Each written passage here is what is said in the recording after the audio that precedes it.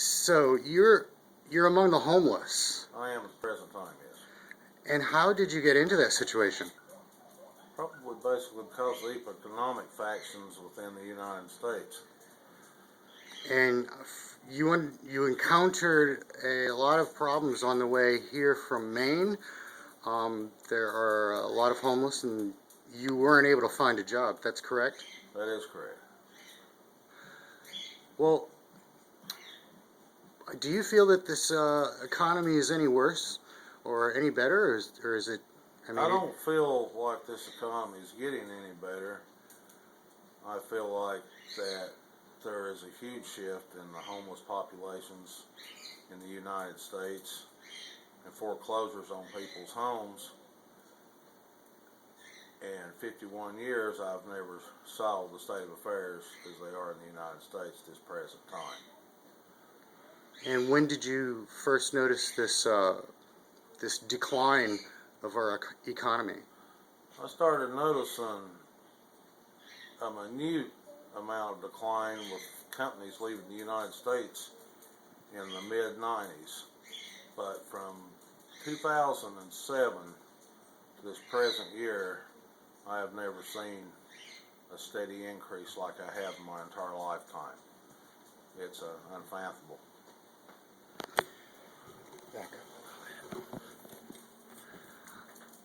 So, now how did you get from Maine to Rome, Georgia? Did you drive? I did not. I walked and I hitchhiked. I see. And you stayed in motels? I stayed in motels, I stayed in shelters, some nights I stayed out. Did you stay with any of the Occupy movements? I did stay with Occupy movements from time to time in different states. In Pennsylvania, Occupy Asheville, North Carolina, Occupy Chattanooga, Tennessee. Let me see something. Okay. Now, you were saying something about a shelter that was nothing more than a warehouse. Can you elaborate, please? That's Chattanooga, Tennessee. They opened up a building that had once been a warehouse where they're warehousing people, and there's anywhere from 60 to 80 people a night. There doesn't seem to be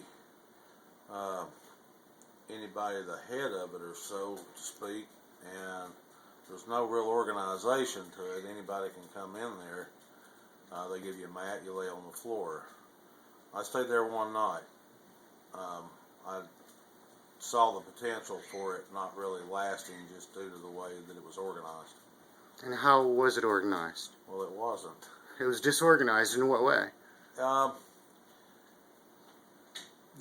Anybody could come in there in any particular fashion, whether they were inebriated on alcohol or highly intoxicated on drugs, and there were fights and there were people that had personality clashes. And I saw a violent situation starting to erupt there where you have so many people close together in one closed place. Once you were in, you couldn't leave. I only stayed one night, as I said, but I imagine as the winter moves on, there'll be a whole lot more people in there because there's a great deal of homelessness in Chattanooga, Tennessee, which really surprised me for a city that large. So how does the Salvation Army in Rome, Georgia differ from Chattanooga?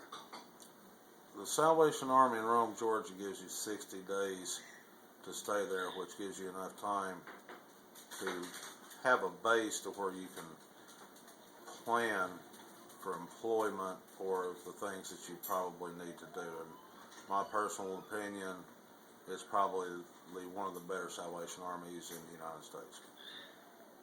And there's order there? There is. It's very well run and it's very organized.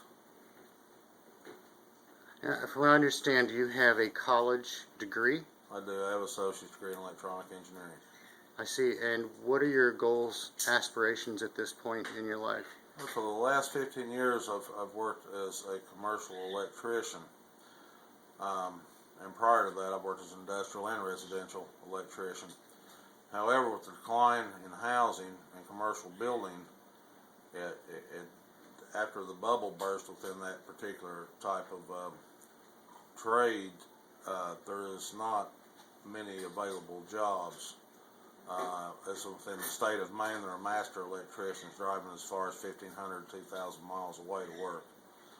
So everything has went from more of a trade type of orientation, more of a service orientation. And I'm hoping that it will get better, but I don't foresee it, not in the near future anyway. You said you worked with Paul Watson?